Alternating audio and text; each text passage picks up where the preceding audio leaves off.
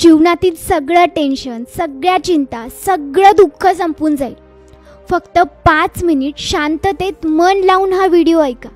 आपलं दुःख प्रत्येकाला सांगत बसू नका, कारण प्रत्येकाकडे मलम नसतो, परंतु प्रत्येकाकडे मीठ मात्र नक्की असतं आणि ते तयारच असतात तुमच्या जखमेवर मीठ लावायला. आयुष्यात असं जगा की तुम्हाला कमी लेखणारे लोक एक दिवस तुमची ओळख सांगत फिरले पाहिजेत. आयुष्य हे गरजेनुसार चालत असतं. थंडीमध्ये सूर्याची आपण वाट पाहतो आणि उन्हाळ्यात त्याच सूर्याचा आपण तिरस्कार करतो. ज्यावेळी माणसाच्या खिशामध्ये पैसा असतो ना, तेव्हा तो विसरून जातो की तो कोण आहे, आणि खिशामध्ये पैसे नसतील तेव्हा लोक विसरतात की तो कोण आहे. आपल्या यशाचा रुबाब आई वडिलांसमोर करू नका, कारण त्यांनी आयुष्यभर मेहनत करून तुम्हाला जिंकवलंय. जेव्हा पैसे नसतात तेव्हा झोप येत नाही, आणि पैसे येतात तेव्हा झोपेच्या गोळ्या खाऊन झोपावं लागतं. जेव्हा पैसे नसतात तेव्हा लोक मंदिरात दर्शनासाठी जातात, आणि जेव्हा पैसे येतात तेव्हा लोक मंदिरात फिरण्यासाठी जातात. लोकांना तेवढीच इज्जत द्या जेवढी त्यांची लायकी आहे, नाहीतर त्याच लोकांना तुमच्या डोक्यावर बसायला वेळ लागत नाही. पोटात गेलेलं विष एकाच माणसाला मारतं, पण कानात गेलेलं विष सगळीच नाती संपवून टाकतं. कुणाची गरिबी पाहून नातं तोडू नका, कारण गरिबाच्या घरी जितका मान मिळतो तितका मान श्रीमंतांच्या घरात मिळत नाही. जोडीदार गरीब असला तरी चालेल, पण चांगला असावा आणि तुमचा आदर करणारा असावा, कारण गरिबी हटवता येते, पण वाईट माणसासोबत आयुष्य घालवणं खूप अवघड होतं. शांत राहणं सगळ्यात चांगलं असतं, पण असं शांत राहणं काय कामाचं जे तुमचं अस्तित्वच संपवून टाकेल. शांत राहणं तुमची ताकद पण आहे आणि कमजोरी पण आहे.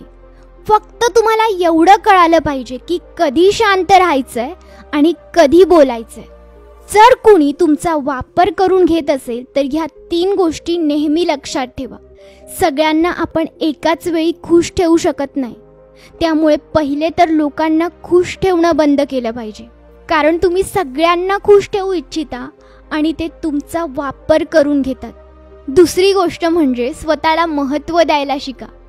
आधी स्वतःची इज्जत करा, मग दुसऱ्यांची. आणि तिसरं म्हणजे प्रत्येक वेळी हो म्हणणं बंद करा.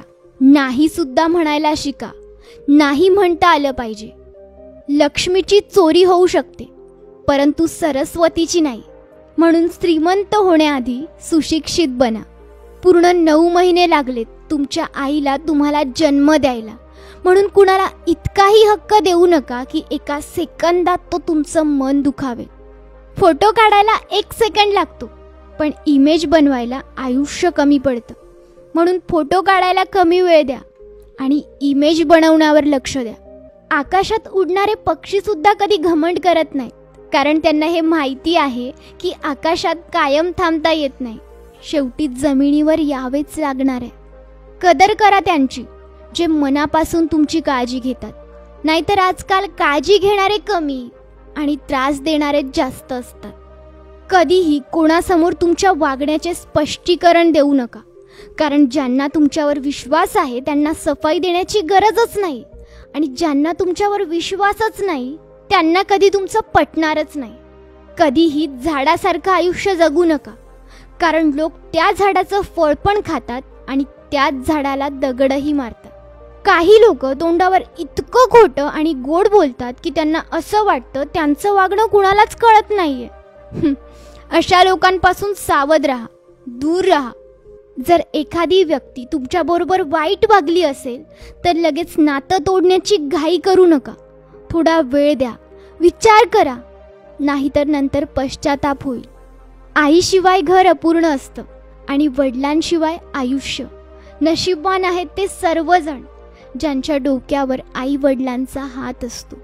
कधीही वेळेवर आणि नशिबावर घमंड करू नका, कारण दिवस हे प्रत्येकाचेच बदलत असतात. माणूस कितीही गरीब असला तरी त्याच्याबद्दल कधीही भेदभाव करू नका, कारण त्याचा काळ आणि वेळ कधी बदलेल हे कुणीच सांगू शकत नाही. शिळ्या भाकरीला आणि तुटक्या चपलेला कधीही नाव ठेवू नका, कारण भाकरी आज शिळी आहे, पण काल तिने आपलं पोट भरलं होतं. आणि चप्पल आज तुटली असेल, पण तिने काल आपल्याला आधार दिला होता. म्हणून आपल्या आयुष्यातील प्रत्येक व्यक्ती ही फार मोलाची आहे आणि तिची किंमत ही वेळ आल्यावरच कळते, हे लक्षात घ्या. माणसाने ह्या 4 गोष्टींची कधीही लाज बाळगू नये. जुने कपडे, जुने मित्र, साधं राहणीमान आणि सगळ्यात महत्त्वाचं म्हणजे आपले जुन्या विचारांचे आई वडील.